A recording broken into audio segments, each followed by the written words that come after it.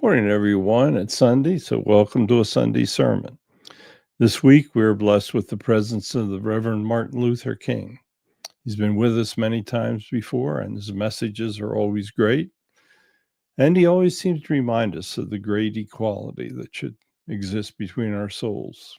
So, Dr. King, let's begin. Good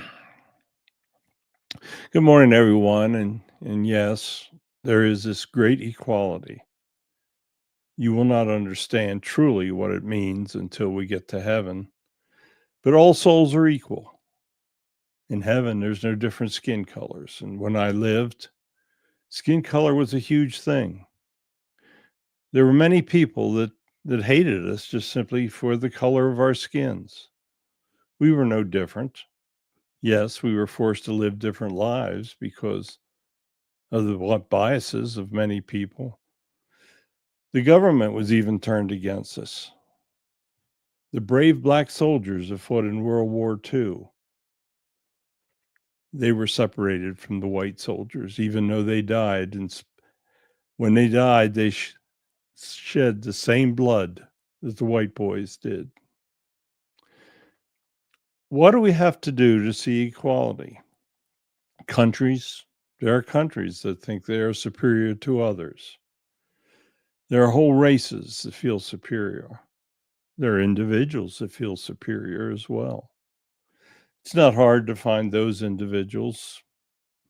Many people that have obtained wealth think that they're better than anyone else. What they don't realize is that without the blessings of God, they would not have obtained that wealth. People that try the hardest to succeed, they're the ones God really likes. He likes those that try their best. You see, he never blames people for failure. He failed. There were times when he walked the earth that people would not listen to him. Imagine not listening to God, not listening to the ultimate spirit, the ultimate energy. But there were many people who refused to. It wasn't easy for Jesus. In the 3 years of his ministries, he worked very hard. He talked to many people, and he talked this very simple message. Why do you think that the simple message of Jesus has survived for all these years? Well, because it was the truth. The truth will always succeed. Lies will fail. It just takes a little longer. Many people live on lies. They think that will get them what they want, that it will take them to where they want to be, to help them gain the wealth that they want. Or maybe political power. Have you ever seen anyone lie more than politicians? I knew when I walked the earth that there were many politicians that were not telling me the truth. They were telling me what I wanted to hear or what they thought that I wanted to hear. All I wanted to hear was that God is great, God is good, and everyone is equal. The great equality. You see, all humans are equal when they come into the earth. They're all babies. Believe it or not, all humans start from 2 cells. What could be more equal than that? Now, what happens once those 2 cells unite? Everything changes. Each human has a uniqueness. Each human has the ability to achieve or not to achieve, to love or not to love, to want to coexist or want to kill others. During my days, it was very difficult. The hatreds were spectacular.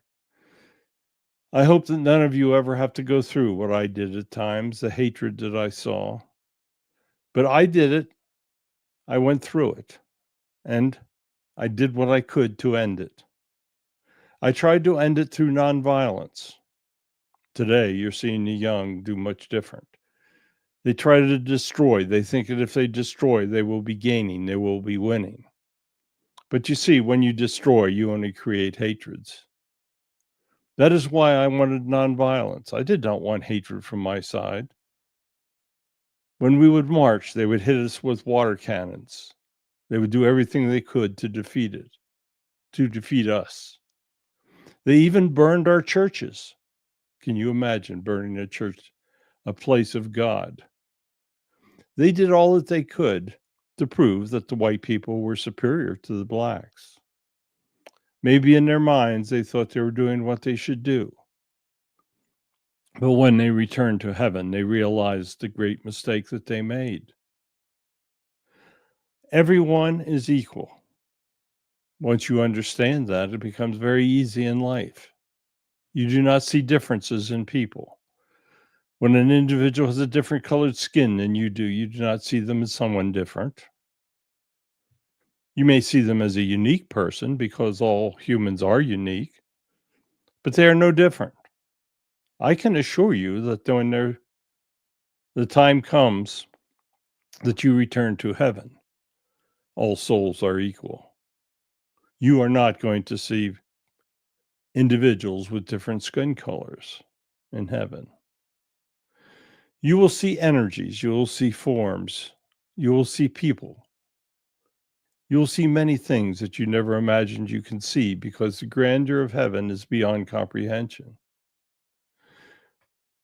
We are in the upper levels of heaven and we try to guide people, we try to help. My soul has been back many times and has tried to help humans in many ways. Sometimes it failed, but in my life as Martin Luther King, I think that we did accomplish quite a bit. Sadly, violence brought me to an end. I wasn't ready. I had a lot to do yet. But you see, the person that pulled that trigger, he did not want me to do what I was doing. He did not want me to succeed. He wanted me to die. He thought that when I died, I'd be silenced. Well, guess what? I'm speaking to you today. But I'm speaking from the dimension of heaven because he was successful in ending my life. Never ever end the life of a person prematurely. God has ways. God has ways for each individual to succeed or not succeed. Free will can be a great thing or it can be a terrible thing. When that man ended my life, it was a terrible thing because he used his free will to change the world. There were things that I still wanted to do, as I said earlier. I wanted to speak of God. I wanted to tell others of God. I wanted them to know that God truly exists. I was considered a man of God. I was also a political activist. So you can be a man of God and politically active and do good things. Now, where do you draw the line? There are individuals that call themselves men of God. They're actually not really what God would think they should be. There are people in the churches today that are using the name of God to raise money, to do personal power things, to do all the ways of raising money, to live great lives in mansions. The leaders of the church have a great responsibility because they say that they are men of God. They're trying to lead others, but are they leading others to the church organization? Or are they truly leading people to God? My churches were always poor. We tried to do the best we could for charity. We tried to help others. I made mistakes in my life. I'll fully admit it. I did things that I should have never done. Lust does much to people. It harms them. Physical pleasures can lead you away from God. I succumbed to it and I admit it. I'm not proud of it, and my guides informed me of it when I returned. Even though I'd done many good things, they will still tell you what you do wrong because you must learn. Even the greatest people that walk the earth must learn from their mistakes. Everyone is expected to make mistakes, but God wants you to make the minimal amount of mistakes, and if you follow his words, that will take place. A person following God's words will live a good life. There's no other way. He may still do things, and you see members of the church taking advantage of the young. It's always possible to take advantage of the young because they're the ones that aren't educated. They're the ones that often are not protected, so they're easy to take advantage of. But people that truly follow God's words will thrive on taking care of the young, on leading them, on educating them, and especially on helping them build that foundation of faith that will make them grow through the years.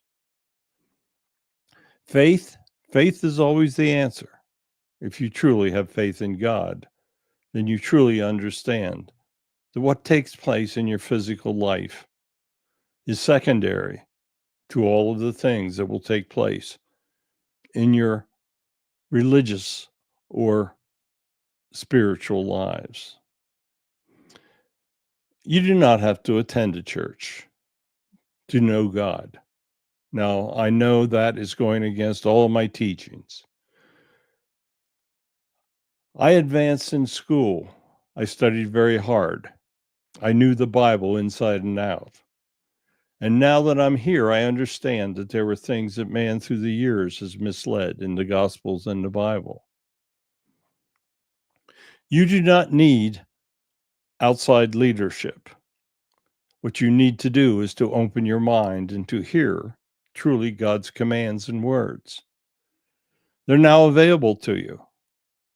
You don't have to rely on an organization. There are people in rural areas that do not have access to religions, to organized churches. Do you think they all go to hell because they live in the country? No.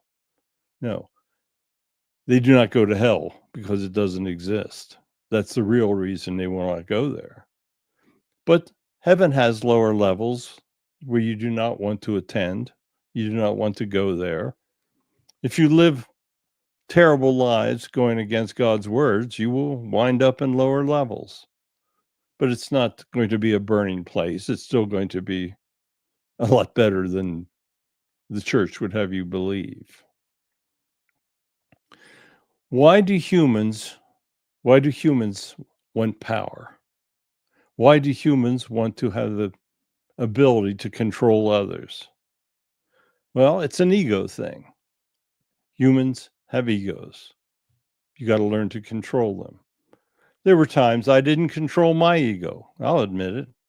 I was far from perfect, but I still did what I could to try to help others. When you can control your ego, you can control the way you live your life. Great people are driven by their egos because they think they are wonderful.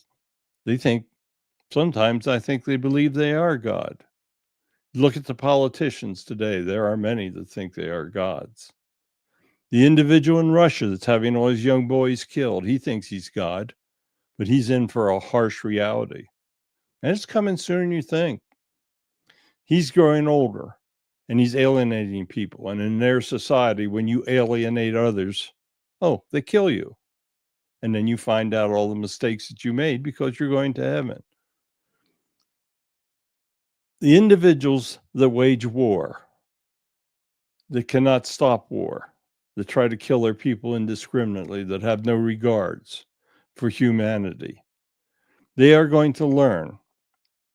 They're going to learn the hard way. And their time of education and learning is coming very rapidly because life is short.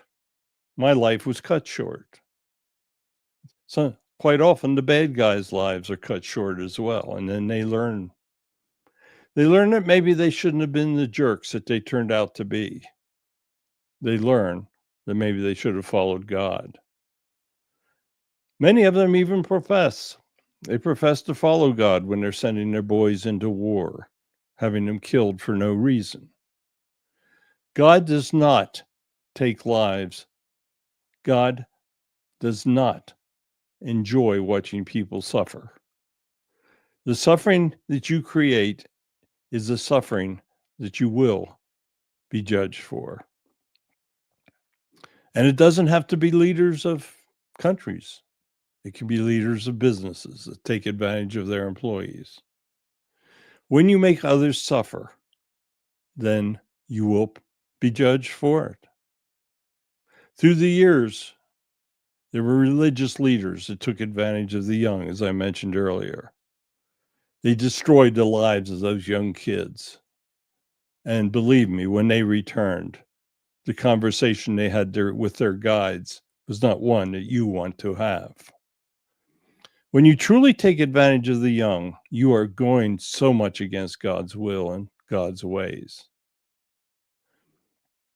The young are the key to the future. When you abuse the future leaders, you are destroying many times the emotional stabilities that those children needed to be the great leaders that they were supposed to be. Teach the young, help them to know God. Teach them that every day of their life is a blessing. Even the young need to know that they are not invincible. They think that they can use drugs, drive cars at high rates of speed, take chances. They are not invincible, and they will learn the hard way that perhaps lives will end at a very early time. The foundation of faith. That is the most important foundation that any structure has ever been built on. Each human builds their life on a foundation. They can build a foundation of evil, or they can build a foundation of faith. Their parents play a great role in it. And so parents are guided. Parents can do great things, or parents can show violence. If you beat your wife, your child will see that and know and think that they can do that into the future. But you must teach them that it is only through love, only through caring, only through God, that their lives can truly be what they should be. Most people don't even know happiness. People that walk away from God will never ever know happiness, true happiness in their heart. The happiness of God is the greatest happiness of all. You do not have to be rich. Some of the greatest people in the world were not rich people. Gandhi helped many. Teresa helped many. They were not rich people. They just truly wanted to help. They sacrificed their lives to help others. I guess in some ways you could say I sacrificed my life as well to help others, but I don't think of it like that. I fully intended to continue living. I was living a good life. People respected me. People knew me. I gained fame, and I was being successful. And that is why that man took my life. Success is judged by many ways. It is judged by how much happiness you have, by how many people you help, by how much you know God. When you are truly successful, you know God in all things. You know love, you know coexistence, you know all the things that he speaks of, and you truly know that you are going to be accepted in heaven, and it's going to be a great return. You know, if you love God, the day of dying is the greatest day in your life because you get to know heaven. You get to see it. You get to be with those that went before you. You get to do all the things that you truly would like to do. But if you're evil and you fear death, you don't know what's coming. Atheists think it's the end and they are in for the greatest shock. When the end comes for them, they will truly see what it is like to know the end. You see, quite often people get what they expect when they die. If you expect nothing, you may get nothing. Oh, there'll be a time that the angels will come to you and show you how little you really knew about life. Why would you put yourself in a position that you would ever fear death? Why would you ever fear the greatest day of your life? Yes, you will leave people behind and they will grieve for you. But how you live your life is also going to depend how many people grieve for you.